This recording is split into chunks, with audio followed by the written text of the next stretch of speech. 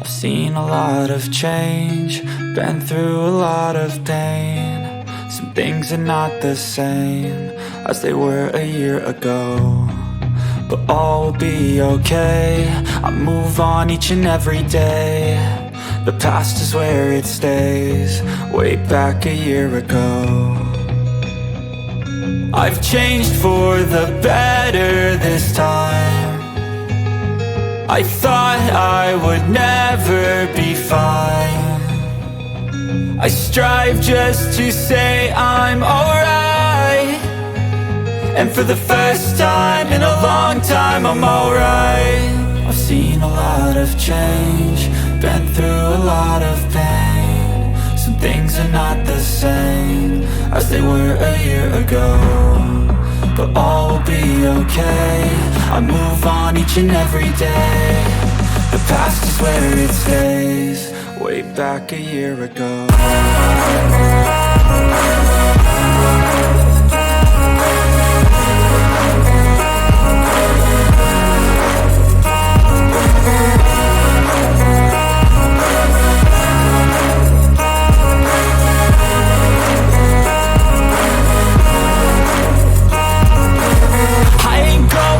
I'm not falling. I'll push all my chips and call all in. I'll bet on myself, you keep stalling. I hear destiny and it's calling. I'll keep my head up high through the downs and lows, and we're all going life. Still nobody knows, but I'ma choose what's right and take what comes and goes. And ain't no one in life holding me back no more.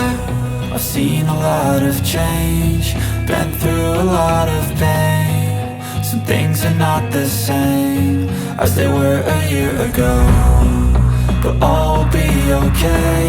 I move on each and every day. The past is where it stays, way back a year ago.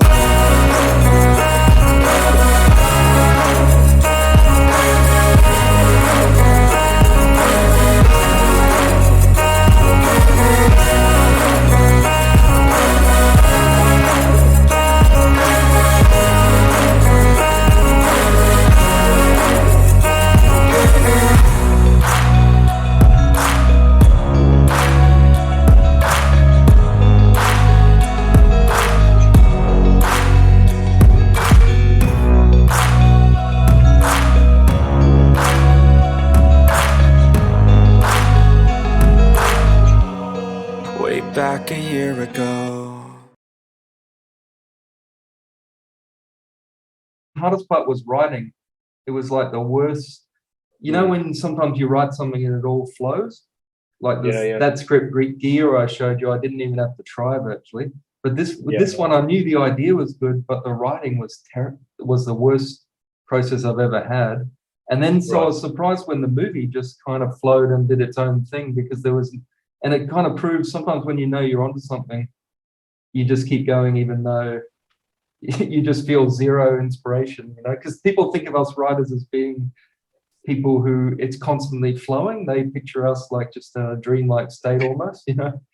Yeah. No, I mean, anybody that does write like that isn't producing much good stuff, are they, really? So. I don't know. I think I would be more inclined to yell at the universe outside. Why? Kind of like that for this shot, because it is about the fucking universe, right? This, I mean, the whole film is.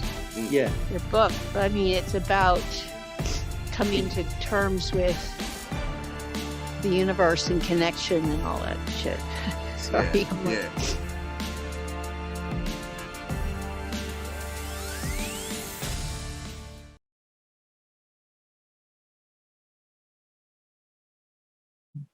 Before every scene, it was basically people would go, okay, so what's this scene about? Yeah. and it would be a case of, well, your guess is as good as mine. And that's I guess that's the thing I've learned from this, is that, you know, there are concepts where the director should know the story inside out, and especially the writer. So I'm both those two things on this movie, but I didn't know the story, but I don't feel that that's a weakness. And I used to enjoy, like, when I would meet actors, I used to enjoy actually saying to them, like they're coming, like I'm basically a nobody in the film industry, okay? So the only reason they're coming to me, and we got some pretty good cast around the world, people from Hollywood and various people. Yeah, yeah.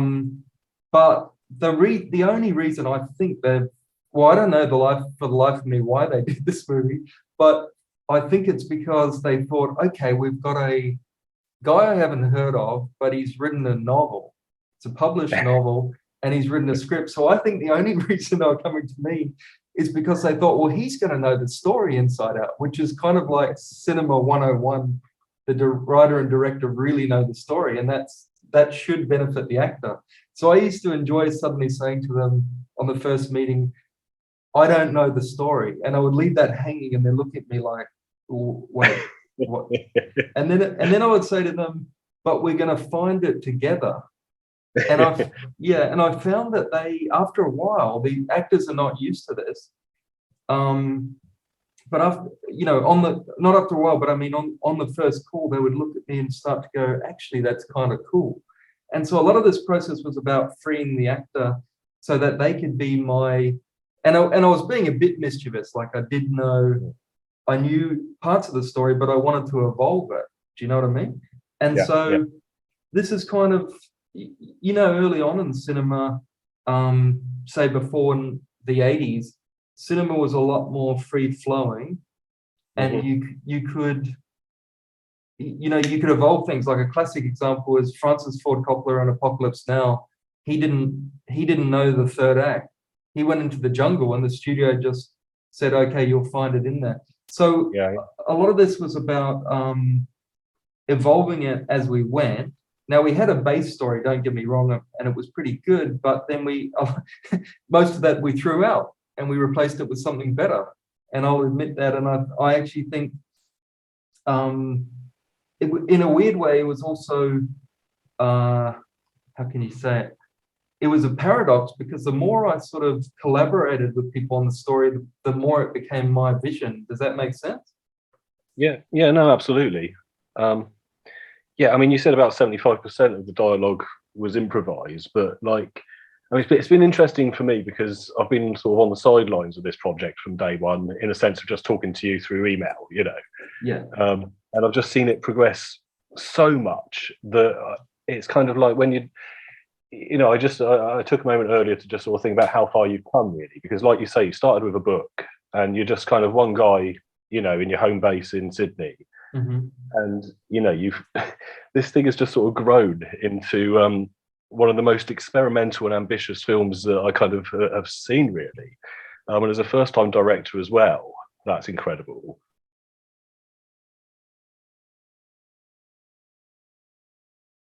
And I just loved the whole collaboration aspect of this. The fact that you did want the cast to build upon their own stories and put some real life into it, and all of that. There's so much to, No, you're right there. I mean, what you say about putting their real life into it, that's the other thing, that they ended up I didn't know this. I didn't know where we were going exactly. And I like that. I like that we didn't know what we were doing exactly. But in the end, I think the cast weren't too happy with that, though. No, not at first. But in the end, we made the characters, they're pretty much all of them semi-autobiographical, some more than others, the characters. But so that was essentially getting to know the actors and then deciding, okay, merging a lot of their unique real life experiences with the fictional characters that I'd come up with. And in some cases, their real life was so damn interesting that we pretty much replaced most of the character I'd come up with, but still in the same setting and so on as the idea, but just finding, well, this is better, or this is. And I'll give you one classic example.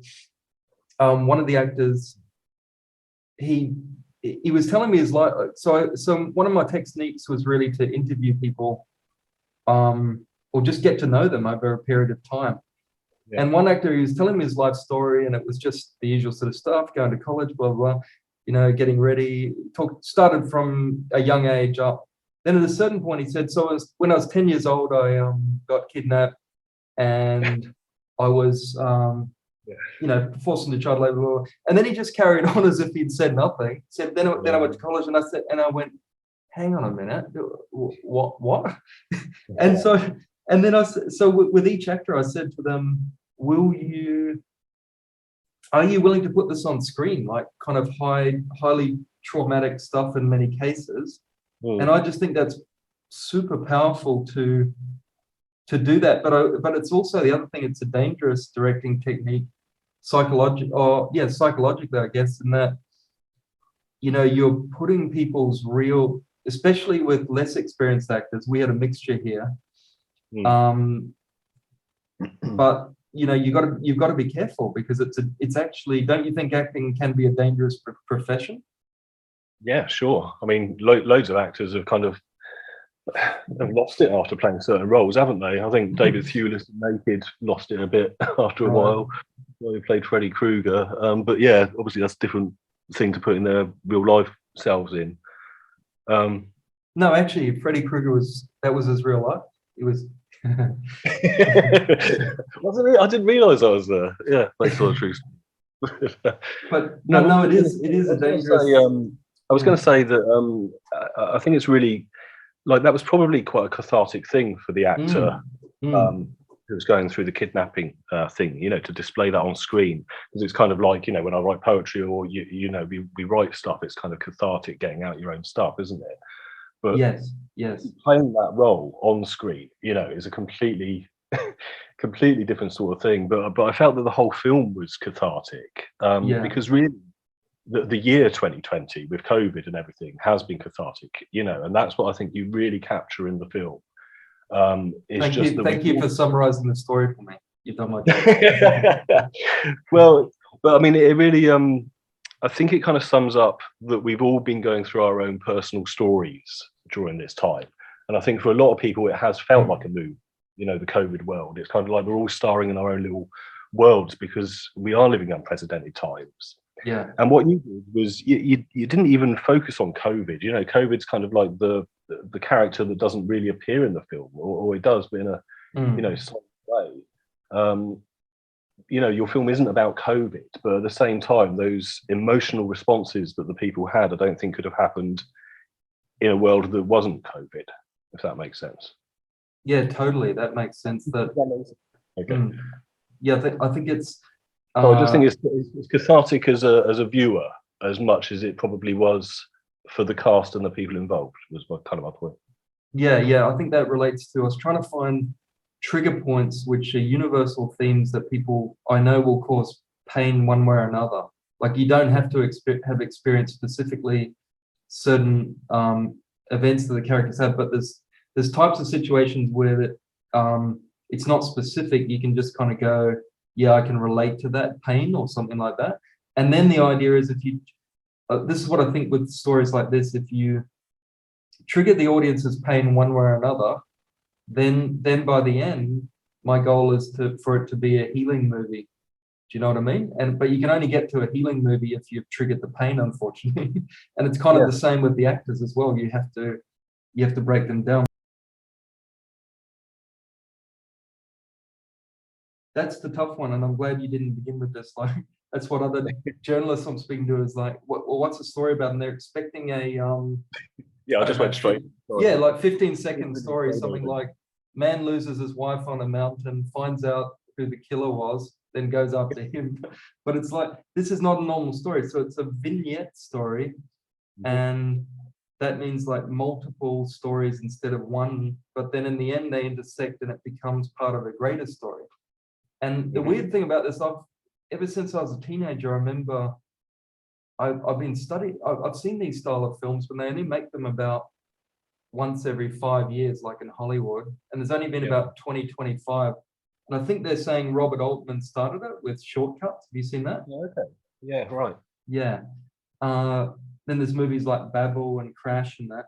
So essentially, it's a bunch of characters, but around the world, and they're all affected by these lockdowns, which is what I was going through at the time. But it's really the only way I can describe it is really it's relationships a breakdown point during this period. So one story, for example, that I've been thinking about for years is what would happen if you had a child and you had to say goodbye to them and you weren't in the same location, but you also had to do the things that you wanted to say to them maybe through the rest of as they grew up more into adulthood, you've got to say to them all now. And that's one of the plots, for example. So they're all different plots, whether it's romance, whether it's friendship or things like that, they're all at breakdown point. And that's I mean, is that what you got out of it? Yeah, I mean, I yeah, absolutely. I thought it was conflict and resolution were really the things at the heart of the characters, I felt.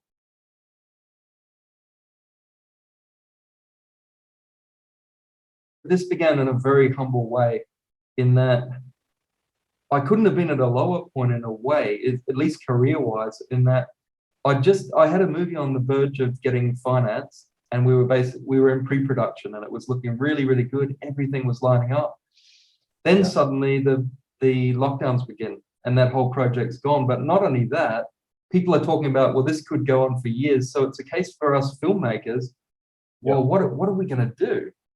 And it wasn't just that, I'd had a number of projects, and this is very common for people in the film industry, a number of projects that were either greenlit, then they got cancelled, and it was just like, damn, well, if I wasted my entire life on you finally got, yeah. I remember that moment.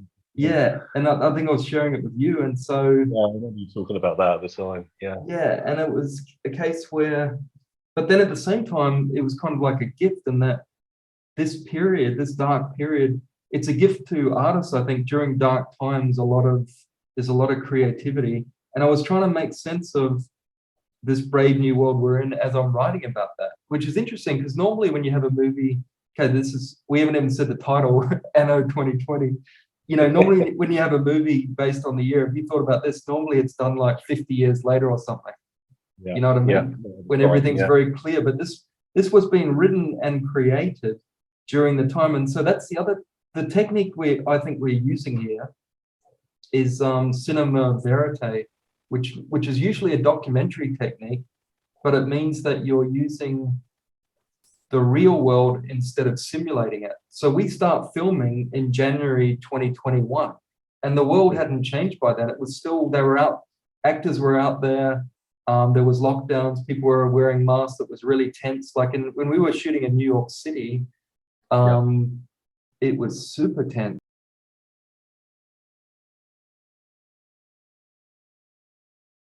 But there's 10,000 extras in this movie. But how many extras do you think we paid? You know what I mean? Yeah. Sure. I mean, what I like is that you basically, I think you sort of alluded to this earlier, that you saw an opportunity and you took it almost. I mean, writing Anno 2020 must have been, you know, a response to your own feelings about, you know, trying to make sense of the world. Yeah. But as like you said, as a filmmaker, you and the other people involved with it just went, well, hey, you know, we've got an opportunity to film the world in lockdown.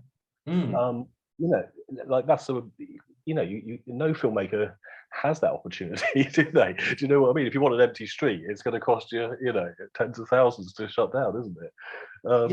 Or here's an example: this is really cinema verite. Is we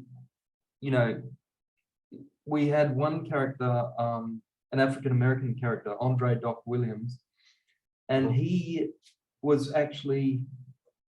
And his character is a journalist in the movie. And so he's there. This is like an amazing it's going to be remembered as an amazing historical event. He was there at the Black Lives Matters protest. Yeah. And when the whole street in Washington, D.C. was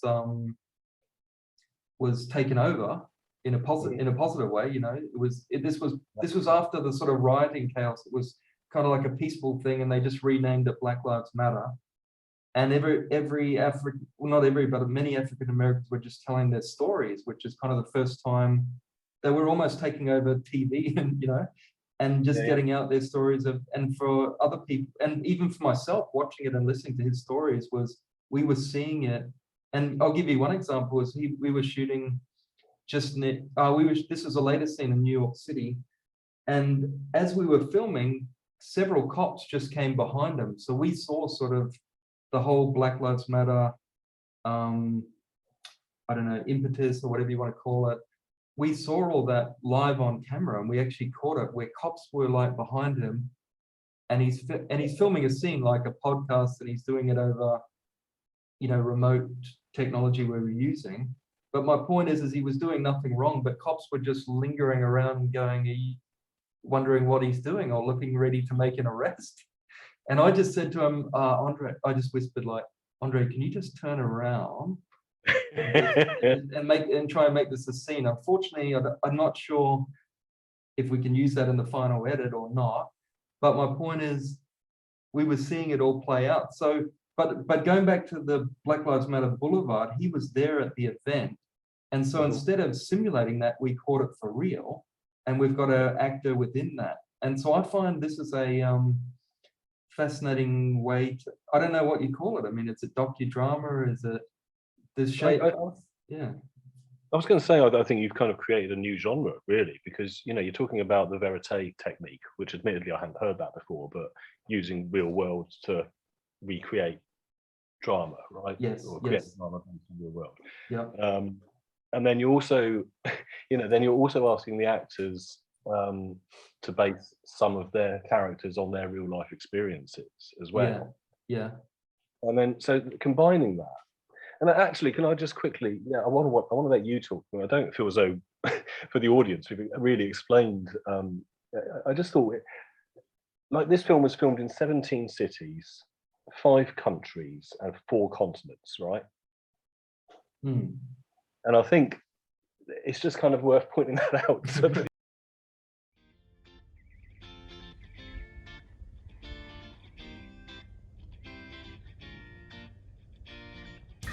He never stops until he gets cut, so you just Exactly. I'll keep going. So.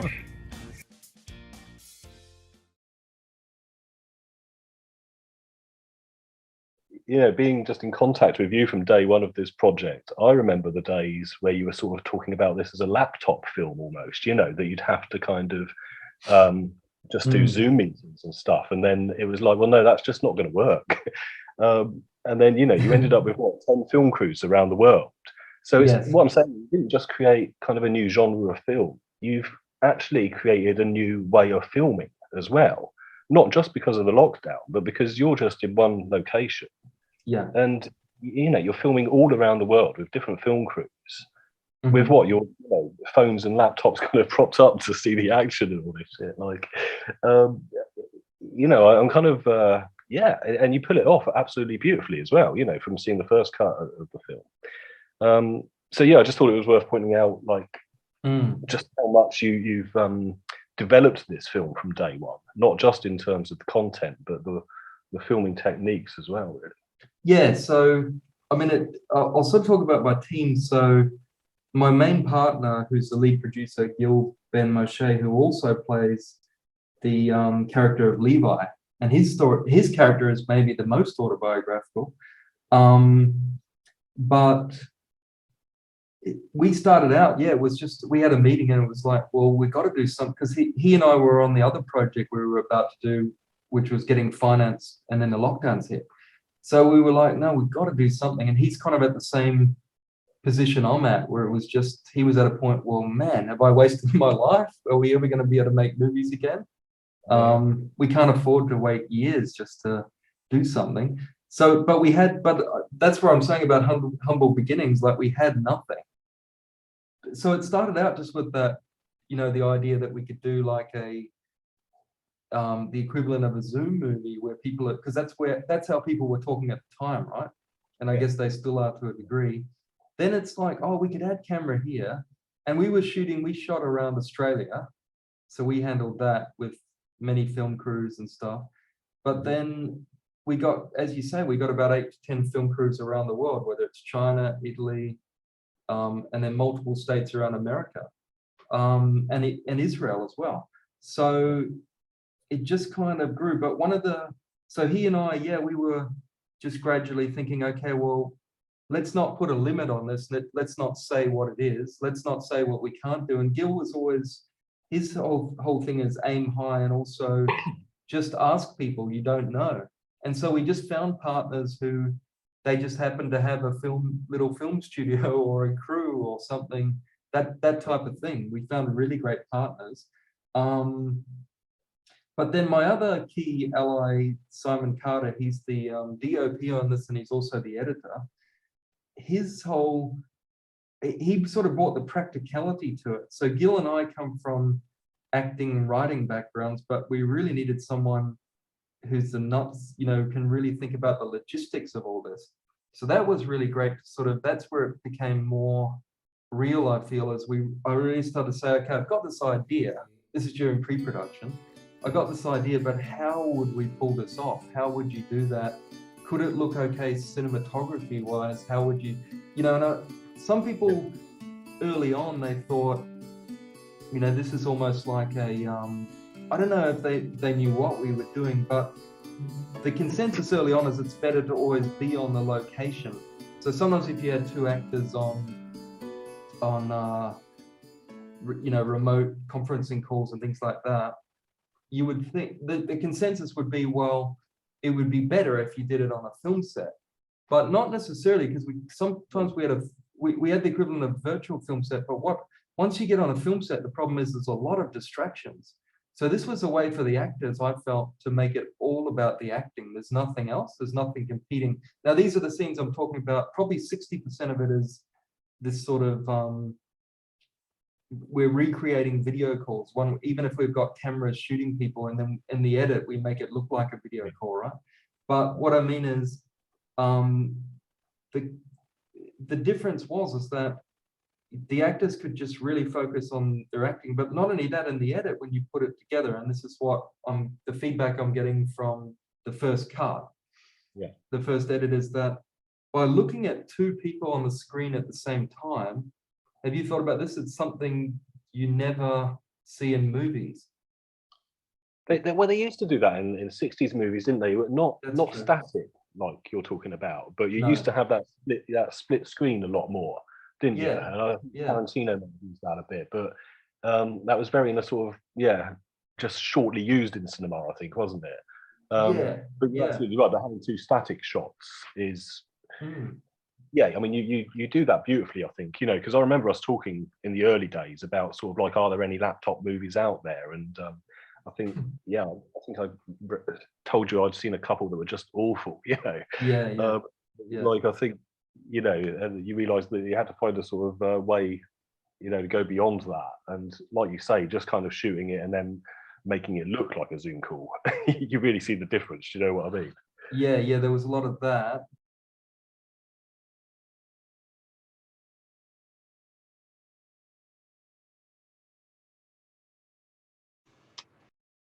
Hang on, just excuse me 1 minute. I'm going to be honest with you, and that is, Please. Look, in one sense, I was glad that you didn't come to Rachel's funeral because, listen, hear me out. Because the few times that you have been here in the past, the few times that you have come back, you haven't actually been here. You've been gone in your head, tuned out, refusing to engage with the family. And why do you think that was, Mark? Why do you think I moved all the way to California? Why do you think I don't even speak like an Aussie anymore? You need to tell me. So let's just make sure that if you see me call, you got to pick up. Okay, let's just begin there. Oh, shoot. All right. No, it's been like 12 hours, then just relax. I'm probably sleeping. Okay, maybe you're sleeping or maybe you're not okay, and I don't know that. So right now you can talk to me for 2 seconds if I call. I am talking to you for 2 seconds. Here I am. Hello. But have you thought about how normally in a movie, let's say you've got like an over-the-shoulder shot, which is common. There's two actors and they're in close-ups. And what they do, the editor makes the decision, okay, who do you watch at any given moment? But do you ever have that experience where you go, oh, I want to see the other actor? Okay, yeah. Do you ever have that? Yeah. So what I like about this is that you can decide, or even in your peripheral vision, you can pick up both of them. Like you might be looking at one actor, but then the other guy does a real expression. Yeah, right. That's interesting. Yeah. And so I think that's what a lot of these are happy accidents. It's just as we got into it, we started going, like, so we did test work in pre-production, like how would you do this? But the funny story is the night before filming with these sort of techniques, it was Gil, the actor in Australia, and then it was Lital Luzon, brilliant actress in Israel. We were shooting I remember we were starting about 7 a.m. and Simon and I were like 2 a.m. the morning before we realized we had a major technical problem, or a couple of them, but one of them was we couldn't work out, okay, can they look into camera? Is that going to break the suspension of disbelief? How will that work? And we started to think, we were thinking this couldn't even work. And then suddenly we just found, we were looking at some of our test footage, and we realized, oh, that's how we could do it. And I don't need to bore anyone with what the technical thing was. But what I mean was, it was really, as you say, no one's really cracked this technique of no one's really done it in a film. We looked at a few like you're describing, and they were just atrocious. I mean, the worst one I saw is ones where they didn't record it live. Can you imagine? So one actor says his line, then they insert the other actor. Can you imagine that? Oh, okay.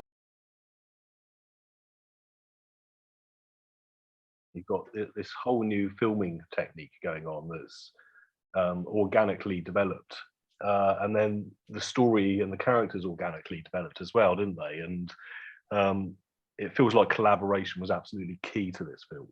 Yes, I'm just wondering what your thoughts on that were. Like, even you were talking about the composing of it, that you wanted to give the composers creative freedom, and giving actors the chance to sort of develop their characters more, and it just feels, and as well as the filming techniques, so behind the camera, it just felt like, collaboration was absolutely, I mean, collaboration is crucial to any film, but it just felt like this film, you were doing so many new things, and letting it all kind of just, you had trust in it, didn't you? That it just sort of organically would grow and get to the right place, and I think it absolutely has done. But you're sort of the eye of the storm, really, and the storm being the collaborators, Yeah. I mean, we were. This was our technique was called. I mean, this is just something I made up. It's called a beautiful mess. So what happens at the beginning of each scene? Normally, like, you've got a script and you've worked on it for 10 years, whatever. And I like that. I mean, going in with confidence of an amazing script is wonderful. But this was more like, after the first take, every single time, I think, barring maybe one or something like that, first take would be, okay, everyone's lost confidence, including me, because we thought this might work, a certain technique, a certain approach to the scene, I mean. And then after the first take, it's like, whoa, there's just nothing there. And that's or it just doesn't work or whatever. And so that's the mess. It would always start off a mess.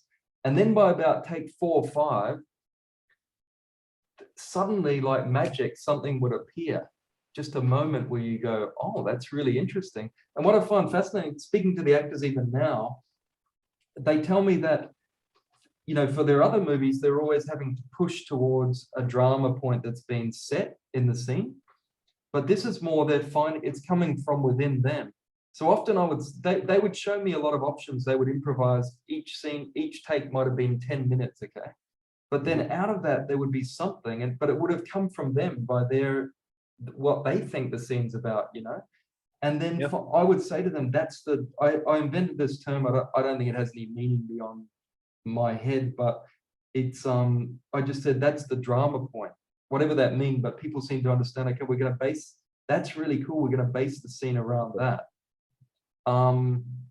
And then we would build it there. So that was where the beauty, in the end, it becomes a beautiful mess. But we kind of, this whole filming style is kind of attracting chaos. Whereas normally the convention is you're so well planned with the movie that you minimize chaos as much as possible. Do you know what I mean? Yeah. I mean, you couldn't use this technique on another, like you said, that other film that you were going to make before lockdown happened. You couldn't use this approach to that film. Do you know what I mean? No, Yeah, I tend to agree. Yeah, I think you could use it for others, but some of this I want to take forward, but maybe in the rehearsal period. But then you lock off the script. yeah. Yeah. So I know Mike Leigh famously gets people to improvise in rehearsals and then create their characters, and then they create scenes through improvisation that he then sort of films. And I think there's you're not really doing that, but no. but I think there's a similarity really in that you're sort of allowing the characters to build upon their, to use improvisation and to build on real life in that cinema verite technique you were talking about. Yes. Yes. Well, I think it's what I'm saying is I think it's kind of as an original approach as Mike Leigh. It's not the same as Mike Leigh's approach. No. It's as original as that, because you're kind of building you're improving the characters all the time, aren't you? Well, we're workshopping it during the filming. That's the funny thing. Sorry. We're workshopping it, which is something you normally do even before rehearsal, like workshop a script and a story. Yeah, we're doing that during filming. Do you see what I mean? Yeah, that's kind of what I meant, really. Yeah, and I think that, from what you've shared with me, I think we both seem to have a love of 1970s cinema, and it's interesting to note this is something that even not all my cast realized. I sort of had to explain to them there's not just one way to do drama, and before it got to a point from about 1980 onwards that they wanted everything. That Hollywood had a saying, if it ain't on the page, it ain't on the stage, meaning every good movie is that great story exists in the script, and you just carry that out during filming. And sure, there might be the odd thing improvised or something might change, but that's there. But that wasn't always the way. And it's interesting that many people say, that's the golden age of Hollywood. Many people say it's the 70s cinema are their best movies, whether it's The Godfather, whether it's Deliverance, whether it's Apocalypse Now. And it's fascinating that many of these ones, Taxi Driver's another, were very improvisational, very free-flowing in many places. There was a different approach, and then suddenly, I personally think it got to the point where there was too much money involved, and film studios and producers didn't want the risk of going, well, what will the director do at that point? Just like I mentioned, like they didn't know how Francis Ford Coppola was going to end Apocalypse Now, which was a huge budget for that era. And he was off in 3 countries shooting in jungles and with madmen, geniuses, but madmen like Hopper and Brando, right? Dennis Hopper. And Coppola himself is pretty eccentric as well. So you just can't imagine them giving them that much freedom. So what it did, in a way, don't get me wrong, there's certain movies where you want an incredible script is going to get you, that's your main asset. And for certain films, like if you have a Hitchcock style movie, well, that's exactly what you want. But for many others, I believe this, so I'm not really doing anything new here, I don't believe, in many ways, but it's, my team and I are just, we're beginning that technique again, I feel, and it's really, the only one I can think of in the Hollywood system during that time, there might have been others, but the obvious one to me is Joker. In that one, they would sometimes film for several weeks, and then after that, just look at it and go, that didn't work, so let's create something new.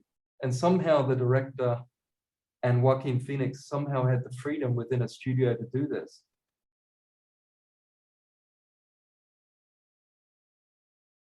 I think I've got the best cast in the world, and these guys, they're absolutely fabulous, by the way. You have got a cracking cast. Yeah, and that was I think that was the best thing I did on directing on this was just the casting. And what I'm going to say is that when I watch cinema, after looking at my cast throughout and seeing their real reactions in the moment, but also remember when they're improvising a scene, they're essentially writing or co-writing as they're acting. That's how great they are. So I personally think 90% of the Hollywood actors, because they're trained on a different style, I don't feel that they could do this. I know certain ones that would be perfect for it, but many others I just don't. So I look at the performances and say Netflix films now I'm watching or in the cinema, and now I can really see, I think I can see the wheels turning, and that's not always a great thing. And with this, you know, I can't see they have a reaction because they don't know what the other actor's going to say. Do you know what I mean? So it's real reactions, but the ability to just work with that, and it's a bit like that TV show. Did you get that in the UK called Whose Line Is It Anyway? Yeah, sure. Yeah. So it's actually those real moment reactions to me are powerful. And I think, but I also think within the greatest actors within scripted stuff have the ability to surprise the other actor, even though they've rehearsed it, even though they know the lines. There is that. So sometimes I'll see something where I go, okay, that's the same technique.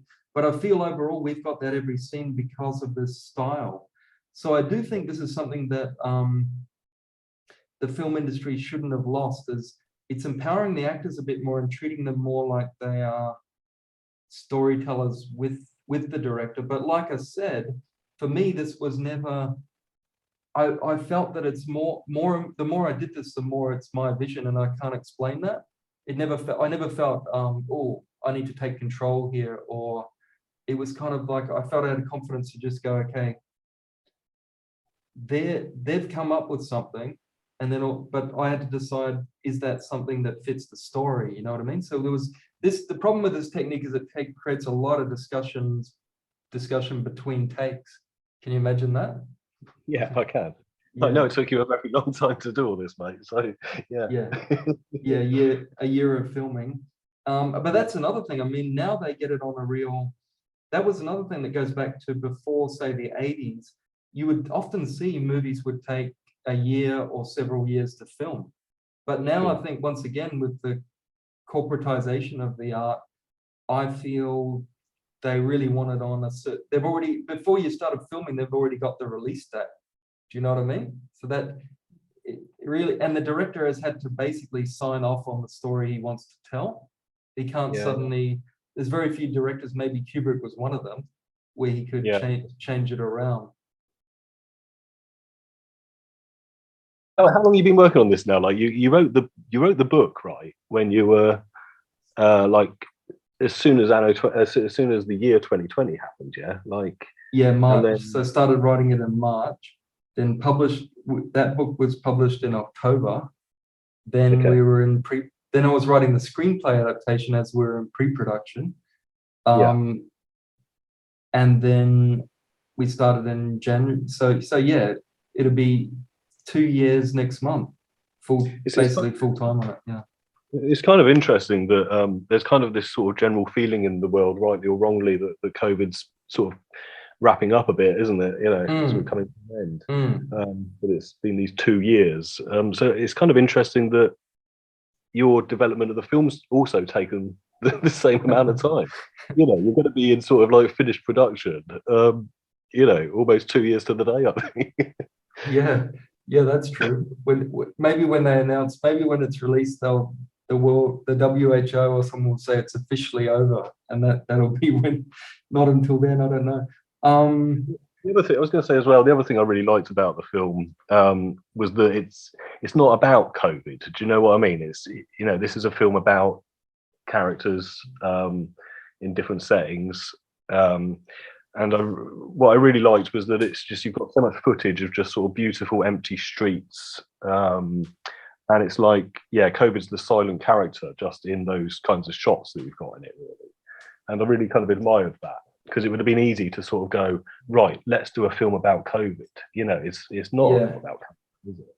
No, and I hope that journalists there won't be lazy journalism. Oh, it's another film about lockdowns, and there's probably going to be millions of them, I imagine. But no, exactly. It's not like, oh, COVID 2020. You know, it's, you know, COVID doesn't get a mention, does it? Really? I love that about it. I love it. Yeah, I mean, it's sort of well, firstly, every story in the movie could have been told before 2020, but I think the emotions are heightened that we set it in this period. Everything's more intense, which I think everyone can relate to, that it was an intense period. But I guess I guess there's I'll just say emotionally, it's the story of 2020 without the actual facts of it, being bombarded with that.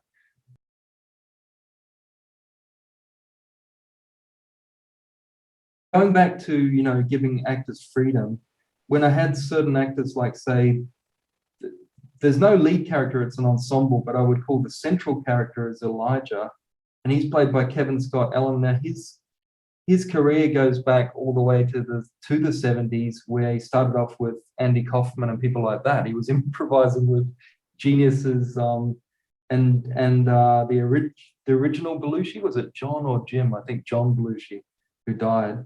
So these are like comedic improvising masters.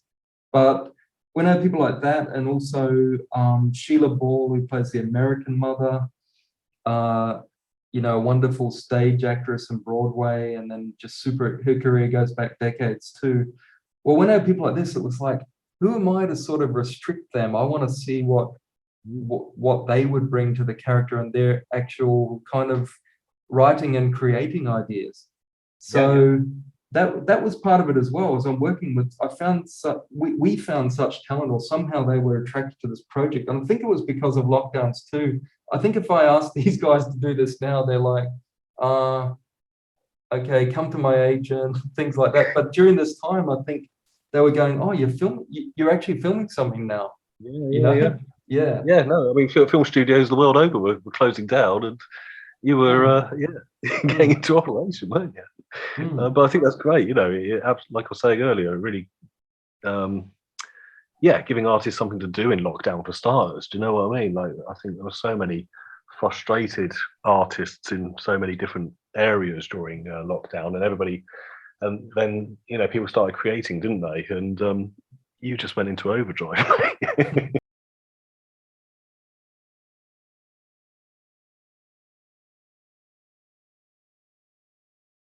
The reason I thought it was also important to let people improvise is that I felt I would be very arrogant doing a movie that's so global and so many different cultures, that things that I don't know, not well, I haven't lived through, I haven't been to some of these places. I felt it would be arrogant of me to just say, okay, here's the dialogue, you say it. And so when we've got cultures like the Chinese characters, the Jewish characters in Israel and Australia, the African Americans in New York State, and that, I think by putting it in theirs, I felt more comfortable, and I would have felt uncomfortable just giving, and somehow they trusted me enough to sort of reveal how they behave and talk to each other, and that there are differences, definitely.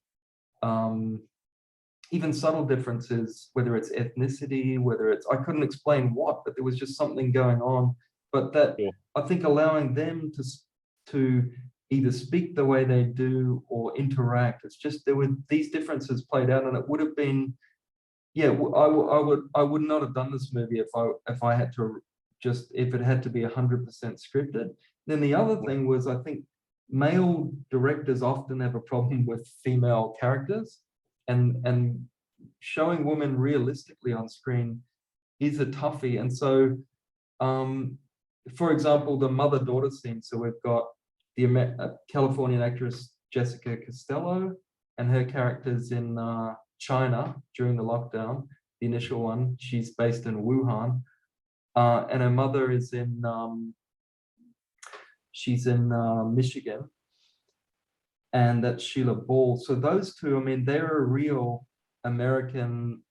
Sheila is a mother with daughters around the same age as Jessica, and then Jessica's a daughter. So allowing them to sort of reveal, I found it fascinating. Like, I haven't seen too many I've seen a lot of father and daughters, but I've never really seen mother and daughter relationships. The only one I can think of is terms of endearment.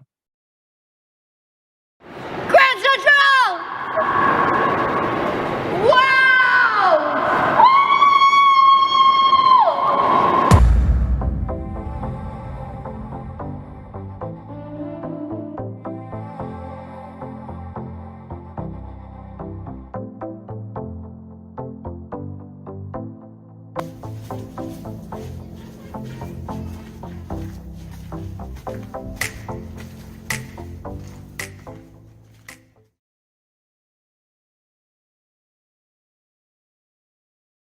You know, the average movie maybe is their very first edit would be maybe 3 hours, maximum probably 3.5.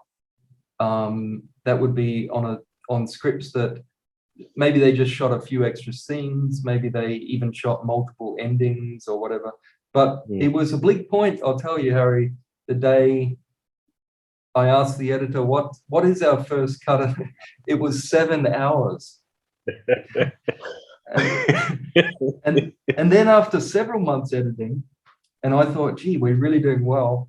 It's still 4 hours and 12 minutes. And I'm like, so this is one of the weaknesses of the style, is that when you've got it all scripted, you can really estimate roughly, like a general rule of thumb in movies is 1 page of screenplay is roughly 1 minute of screen time. Could be slightly less, but funny enough, it generally works out pretty close to that. And so, you know, you're not going to go over by much with a really tightly scripted movie. But at that point, yeah, so it became, but I like that too. See, that's another thing going back is movie Apocalypse Now, there was a 5-hour version that I think they actually screened that once. So there might have been a longer version again. So I kind of like this technique of just having, and this is sort of empowering for me. Film editing is actually my favorite part of the process. Yeah. And I view it as writing. It is a form of writing. It's rewriting, I guess. But in a movie like this, it's really the main writing is, well, during filming, but also in the editing. So it's kind of like more of a documentary technique where you've got all this footage and you say, well, what story do we want to tell here? But when you've shot so much, you've got infinite possibilities. See what I mean? Yeah, absolutely. Yeah, but it is dangerous because at 4 hours 12, I was telling my producer, Gil Ben-Moshe, that I really can't guarantee that we can get this below 3. And in this era, like a 3, now we have finally, but what I mean is in this era, you really can't release something beyond 3 hours, you know, unless you're Peter Jackson or something. Yeah, unless you're a Marvel film. I was just going to ask you though, do you feel in recent years do you ever see movies where you go, oh, is that it? Like it's over. I find they're so tight. And some of this movie is just, you know, we're getting it tighter and tighter, but at the same time, there's certain scenes where we just linger in the conversation because it's more character driven that you want to see certain. Do you know what I was thinking about this the other day, and that I just switch off with action scenes now. Like even if it's a great film, if an action scene goes on for sort of more than 5 minutes, I get bored because it's just like, oh, it's another explosion. And then I might watch an old 1940s film, and even if it's quite a bad film, it gets my attention more because it's real people talking to each other. And yeah, I think you know, mainstream cinema at least, you know, it's kind of like interviews as well. I mean, I don't know if you know the British Michael Parkinson interviews, but you know, back in the 70s, you know, he interviewed all the greats. And the beauty about those was that he just let people talk. And you weren't on the show hawking a product, you know, it was just, you're on the show and you're having a conversation, and you might get into politics or religion or whatever. And I think, talking about 70s film earlier, it's kind of a similar sort of thing that in cinema, they used to let people just sort of talk and explore those characters a lot more. Whereas now, you know, mainstream cinema, it is, well, it's money orientated, isn't it, I suppose? You know, the amount of horror films I watch where it kind of engages me for the first half an hour because they build the characters, and then the characters are just completely missing for the rest of the film. You know, it's just, zombies are running after or whatever. Like, that's definitely part of the appeal of Anno 2020, that you know, you spend time with the characters. Well, I mean, I think they've really got another saying about, well, not a saying, but just a word down. They don't like downtime in that whole Hollywood studio system. And that's why you just go, well, hang on, we've had 5 or 10 minutes without an explosion. We need another. And but I think when you just have confidence that something is happening here, and you allow that to play out. I find it fascinating because what I was going to say is, going back to that question, like, do you find it's just a bit it's become too streamlined and too tight? I often find two characters are there, and then they're almost using the characters in the scene just to move the story forward. But I often find, what were they going to talk about there? I want to actually see the conversation. Exactly. Yeah. No, Yeah. I do feel the same. That's kind of what you were saying earlier, and what you let happen in Anno. You absolutely let that happen. You go, what happens to that character? Let's explore that. And I think if you end up with 100 hours of footage or whatever it is, it's kind of worth doing that. You did sort of approach it like a documentary in that way, of just gaining all the footage you can and then crafting it in. And again, that's another part of the process that makes this such a unique film, I think.